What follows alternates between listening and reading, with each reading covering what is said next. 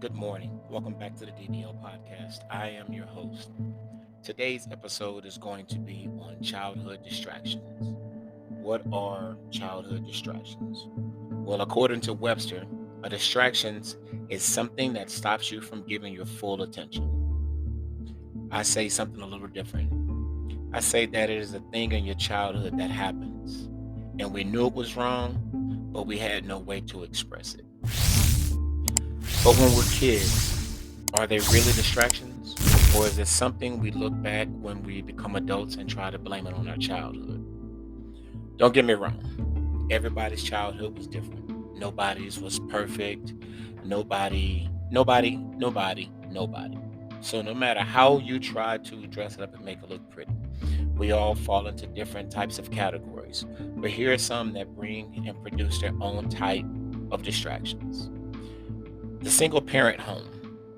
When you're in the single parent home, um, we must do a better job as people choosing who we decide to co-parent with. Um, in the beginning, she's beautiful. She has her act together. She dresses well. In the beginning, he's smelling nice. He's handsome. He's all these different things that you were attracted to when you were not a parent. But once you start to add responsibility to people, once you start to add things where their money can no longer go towards their looks and their smells and their cars and their rims, you start to find out who that person really is. But by that time, it's too late. You have to understand that once you bring these children into this world, it's no longer about yourself anymore. Co-parenting is something that we must enforce in our household. We must require from the people that we choose to bring children into this world with, because it wasn't intended for you to do it alone. If that was the case, then you might have done it a different way, but you chose to do it with a person. So be careful, because what happens is, as that child comes into the world, the child starts to see that the mom or the dad, whichever one's in the household, loves them, and they want to do this and they want to be there with them. And as they become older, the cycle continues. They feel like they don't need to be with the parent in order for them to be with a parent. But when it's just one parent in the household, you're missing something. Even if you're dropping the kid off over to the other parent's household later, you're missing something. So what type of distractions come from this? That kid doesn't know what love really is. Because we're taught unconditional. We're taught that love is when someone does something, or when somebody says something, or if someone gives you something. We're taught so many different versions of love. So these kids are learning what love is from the mom. They were learning what love is from the dad. And clearly, you two don't share the same opinion on love. If so, you still be together. So now this child comes into this world, and as they get older, they don't understand what the true definition of love is. So now they're going through life, and as long as a person says they love them, no matter how they treat them, they associate it with love. So we must be careful when we decide to go down this path of, how cute she is or how handsome he may be, because those things don't make them a great parent. Those people just make them good looking people in a picture. And so we have another type of distraction in this world, and it's called the grandparents as the primary parent. We get to this place a lot of different ways. A lot of times it comes from drug and alcohol, or the parent is just so in love with the streets that they don't have time to be a parent. And that sucks, because the children, once we bring them into this world, they require so much more from us. As I was younger, when I started having kids, I didn't understand what that was. Again, raised in a single parent home, no father in the picture. And so I knew that my mom loved me. So I thought that as long as my kids were with someone who loved them, then they didn't need me. I was mistaken, because as my children got older, I could tell how much they want me in their lives, and then how much I had missed just because I chose not to be an active parent in their life. And we get back to the topic at hand, which is the grandparent being the primary parent. When I was young, I stayed with my grandmother a lot, but back then, everybody still lived with my dear, and so it was easy, for the kid to be left with grandma. But I spent a lot of time with my grandmother, and my grandmother was an old spirit, and I learned how to be old at a very young age. But don't get me wrong, my mom was a young parent and she wasn't done growing up herself. And so, bringing a child into this world, she had to learn some things as we went. And as a kid, being the only kid for a while, I learned with my mom as she was learning. And we made it through this thing together. There are a lot of things that, we all wish could be different. But for me, there's not a lot, because for me to wish things were different means that I have regrets about the way that I turned out, and I think I turned out pretty good. But that also puts a dim light over my mom, who I know bent over backwards for me and my sisters to make sure that we never wanted anything. We never missed a meal. Lights were never turned off. Um, we never missed school because we, couldn't go. So we had everything. But, with my grandmother being in my life and my aunts and uncles, I had people in my life that loved me unconditionally, but that's not every kid's situation. If the grandparents, decide to be or forced into being the primary parent, those children grow up with abandonment issues. They think that their mom or dad doesn't love them. They don't know as a kid, we don't know why our mom isn't there. We want to know why she's not here with me. When I want her, she's not here. And so it becomes very concerning as children get older. So when they get older and they start to have kids, the first thing they do is they're looking for a grandparent to drop their kids off, because that's the way things are supposed to be. So we must be careful again when we decide that we're going to have children. We also must understand that it comes with some type of sacrifice. And that sacrifice normally comes with, you must give up a lot of who you are to make sure those young people, those impressionable minds, have a fair shot at becoming who they have ultimately a chance to become in life. So we'll go to our next type of distraction. The next type of distraction is called a home, but no parent. You got a big house, nice looking apartment, but mom and dad are always at work. So you're forced to raise yourself. You're getting up in the morning time, you're fixing your own breakfast at 9 and 10 years old. Um, you're walking around or hanging around with people that you're not supposed to be hanging out with, or your mom and dad wouldn't approve with, but guess what? They're not home. So what they don't know, I'm not gonna tell them.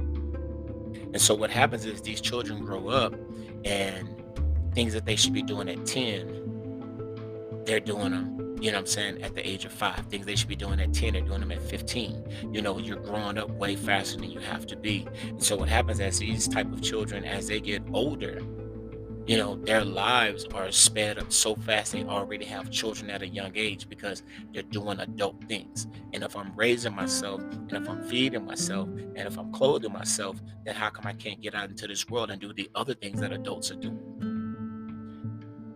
Childhoods like these are being ruined simply because, excuse me, they're being ruined simply because when we try to um, go forward in our lives, the only thing we know is that we are a solo. We are by ourselves. We become very self-sufficient. We're not very functionable in relationships. And when you can't function in a relationship, you're not going to be a good co-parent. That means you're probably going to be looking for the other parent to do the job, or you're going to be looking at the grandparent, to do the job. So we must be careful. Even though we have to work, we understand that we have to work, but at the same time, you got to understand that if you can't afford to have kids, it's probably not the time to have them. People love to say, well, if it takes a village. Everybody that says that it takes a village are the main ones who live nowhere near the village. But they love to call on the village to come in hand when it's time to do the job. So just be careful when we decide to have children, to make sure that we can take care of them and that responsibility to do so. So the next one we're going to have is called parents, but no home. These are the ones that, they don't ask for our sympathy. The parents and both parents are there. One parent has passed away, whatever the case may be, but they love them children, absolutely. But the luck was not in their cards. Wealth was not in it for them, and they have nothing. They have nowhere to go. But as crazy as it may sound, these type of people that have nothing, or they've lived in their car, or they've had to go live in a shelter, go live with family, these are the most driven people on God's green earth, because they know what it's like to have nothing. They do not want to go back to where they were. Whatever parent was in the household, it can be mom, it can be dad, it can be both. Those children do everything in their life is surrounded around helping their parents. So how is this a distraction? Because they're having to grow up faster through no fault of anyone's. Sometimes we have to play the hand that we're dealt, and sometimes it sucks. So these people grow up and they're so ambitious, they're driven, but they're going to be very successful, and they're going to do everything in their power to make sure that their parents and their siblings follow along with them. These people show a textbook definition of love. They have some anger in them. Don't get it wrong, but as they get older, it's very hard for them to be settled on anything. If you wore a blue dress today, I need you to go buy an even bluer dress tomorrow. If you work 40 hours this week, we need to work 42 hours next week. They're always trying to get more because they don't ever want to go backwards. That can be a distraction as you get older because it holds you back from truly committing to who you really are in life.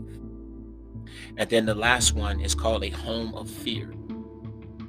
In a home of fear, you have a lot of different things going on.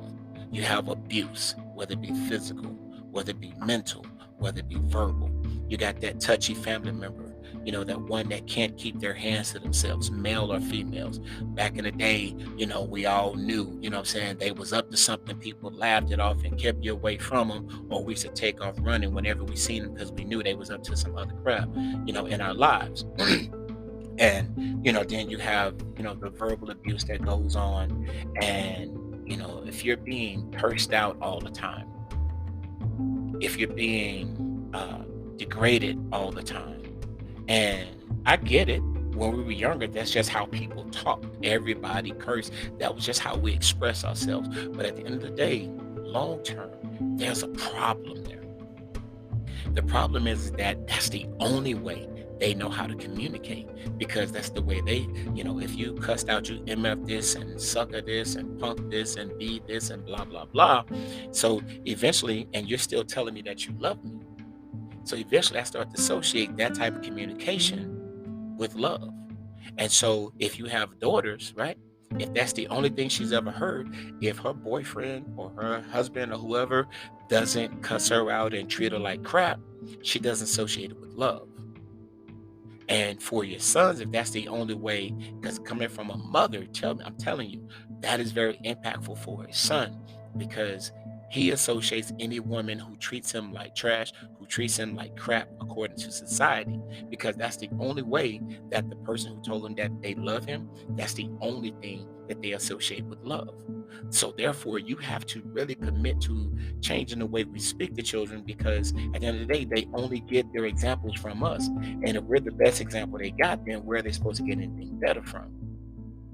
So, we have, like I said, we have different types of childhood distractions, and there are a lot more out there. And I hope through interaction, we can touch on a lot more of those. But home of fear, parents, but home, no home, home, but no parents, grandparents being the primary parent.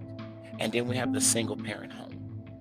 All of these type of distractions lead to people who, struggle to function in society because we only know what we know. Remember something, everything that we know was taught to us by someone else who learned it from someone else. And this applies to every aspect of our lives. So even when it comes to love, you can ask 5 different people what is love, and they'll all tell you something different. So if everybody has a different definition of love, do you know how hard it is to find compatibility in love? And these all come from our childhood distractions because if you want to go by the Bible, or if you want to go by what your grandparents told you, or if you want to go by what your mom told you, none of them coincide together. So as an adult, we have to figure it out.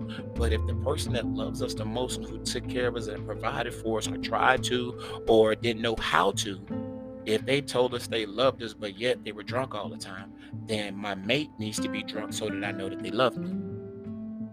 And so we have to be careful with these distractions. I posted this and I got a lot of feedback on it, and I'm hoping this is the first segment of it, but we're going to keep going. I had a few questions that people asked me, and I want to respond to some of the questions. So we have one that says, does the way you were raised affect how you parent, or does it dictate how you plan to raise your kids? So this is what I would say to that question. It does affect the way you parent. How I was raised does affect the way I was raised, affect how I raise my kids. And it does dictate how I plan to raise my kids. I am very satisfied with the way that I was raised because I was raised with aunts and uncles and friends. I was truly raised in a village. That was in my family structure. We took care of each other. We loved each other. If somebody was down, we was all down. If somebody was up, we was all up. We all struggled together. My grandmother, had a large family, and there was a lot of structure, a lot of discipline. I grew up when we got spankings, and if we messed up at school, we got paddlings, and it wasn't no standing in the corner, it was no timeout, it was no give me your phone and all that. So it played a huge role in how I raised my kids. I'm a very structured person. I'm a very type A personality.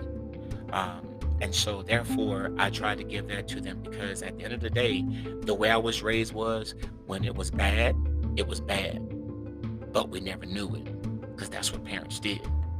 But then when it was great, we didn't relish in that. We didn't try to overdo it. We always made sure that we took that step ahead to make sure we didn't go backwards. So yes, it did affect how I raised my kids. And I think by the way that when I look at my kids, the paths that they're on in life, each one of them they're on their own career path and they're being successful. So between me and their mom, I hope that the way that we were raised played a role in how they are. So it does dictate how you raise your kids. If you're satisfied with the way your life turned out, why would you take away from what got you there? Why not just give them that same thing but add to it? Okay. Another listener writes, what things do you wish your parents did better to support your future? My mom did everything. My future when I was younger was based off one thing and one thing. I wanted to play football.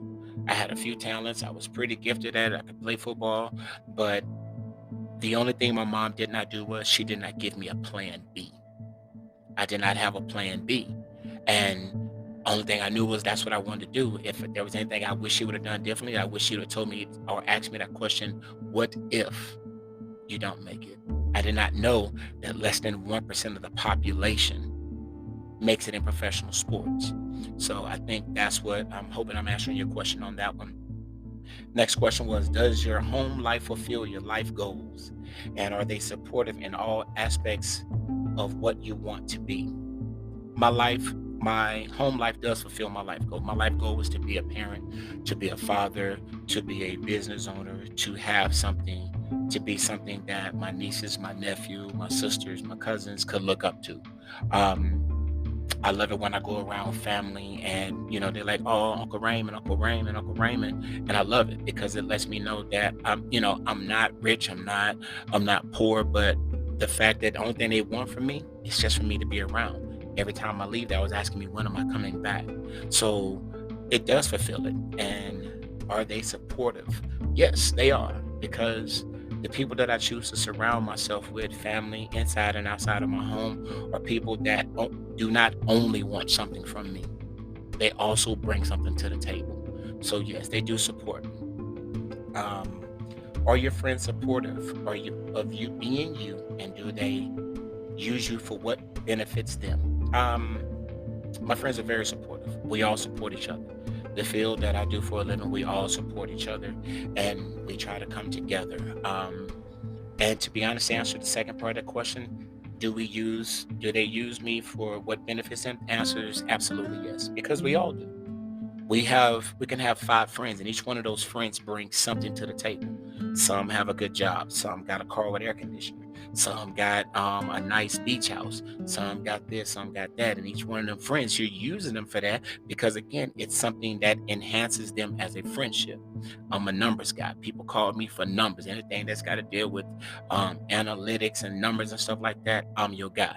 When it comes to business and all that, I'm your guy. So most people reach out to me because we're all business owners. So yes, I do surround myself with those type of people, and I hope that that's why they surround themselves with me because I bring something to the table.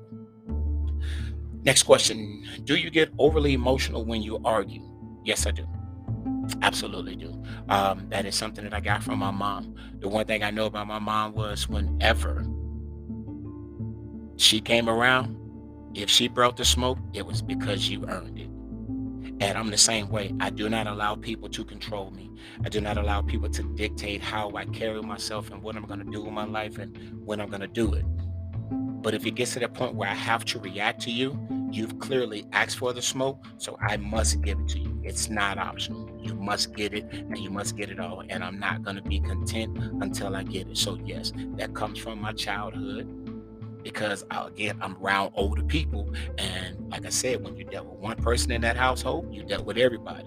Everybody brought the smoke. So that was how I was raised, and that's how I am. Is it a flaw? I'm pretty sure it is. But hey, here we are, right? It's not going to change today or tomorrow. Last question. What is something that happened in your childhood that still affects you today? Um, it's a touchy one for me. I had an aunt, who lived better than we did, but I was very close to all of my aunts and uncles.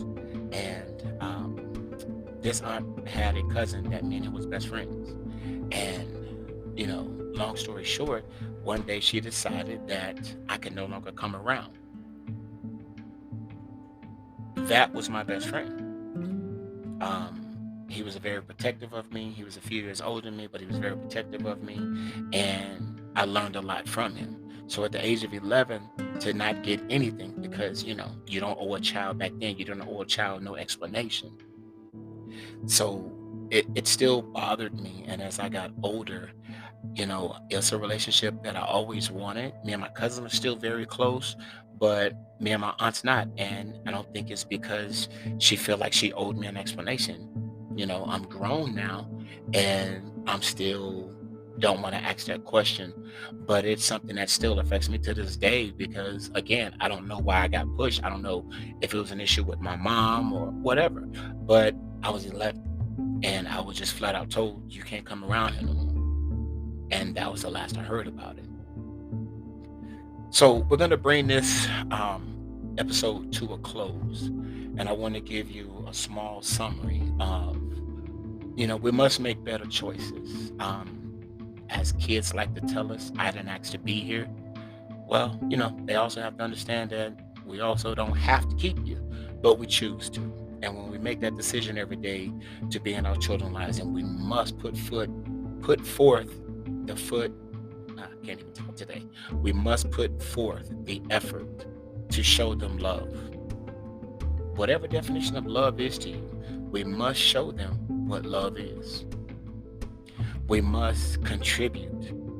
We must be willing to ask that hard question of if I was not here today or tomorrow, what what impression would you have of me?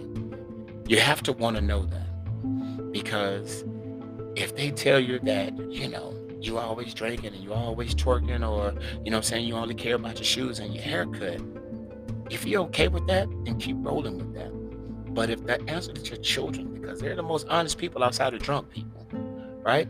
If that answer is not what you want to hear, we have to be careful because if we don't correct it, they're going to carry that into their lives and into their relationships. And and women, if you've been in an abusive relationship, but you're still telling that man you love him, your daughter's going to associate that the same way. But the moment she gets into a relationship and her boyfriend starts beating on you, everybody want to come kicking over cans. But at the end of the day, this is what you taught her. Fellas, with your boys, you got to understand something.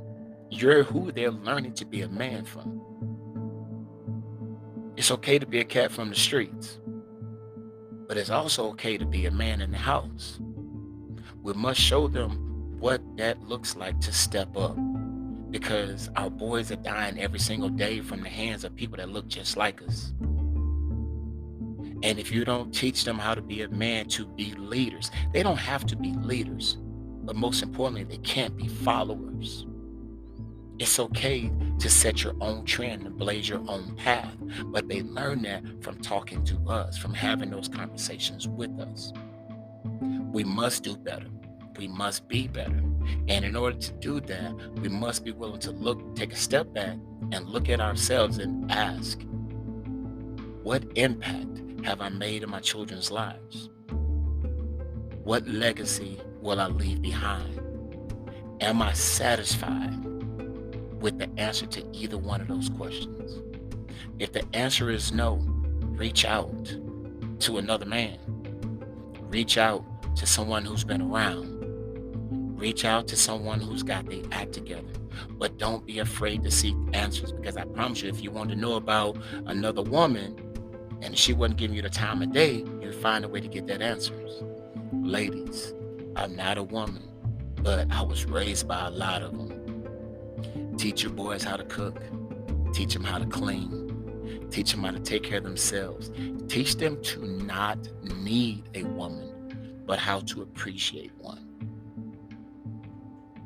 Because at the end of the day, we'll have to put it all together. We must bring it together, and we must do what's best, because in order for us to break this cycle, we must do better as individuals. So next up on our podcast, it's going to be posted out every Monday. You can pick up this podcast on wherever you get your podcast from. I'm on so many different platforms. I have Instagram, have Facebook, website's coming soon. We're going to be very interactive with each and every last one of you. I'm going to try to do my best to answer questions that each one of you may send me. You can interact with me on my Facebook at Busalife2, DATBUSALIFE2. And you can reach me there. You can reach out to me, talk to me. We can set up appointments. We can try to talk. If you want to sit down and have a conversation with me, we can do that. Like I told you, I'm a non-traditional thinker. I don't think like what everybody tells me I should think like. Our next episode will be coming out on Mondays, every single Monday, God willing. They will come out on every single Monday. And I'm going to try to post them as early as I possibly can. I still have a regular job because I'm a regular person. I have a family to take care of, so I must do what I must do to take care of my responsibilities. But I would do my best every single Monday to have a new episode out for you guys to listen to and interact to. And hopefully you send me your questions and we can go from there. However you choose to follow. Our next topic is going to be on the ultimate sacrifice. This is one that's going to hit home with a lot of people because we feel like we're grown, so we shouldn't have to give up anything to get everything that we want. But in life, nothing good comes without the ultimate sacrifice. So please tune in next week on every single Monday, and let's see if we can make some hay with this thing. Let's see if we can put some topics out there. Let's see if we can get the content up. I want to say thank you for your time, your attention. I hope that I was able to carry you through this last half hour. From me, from my own and my family, I want to say one love, and until next time, peace.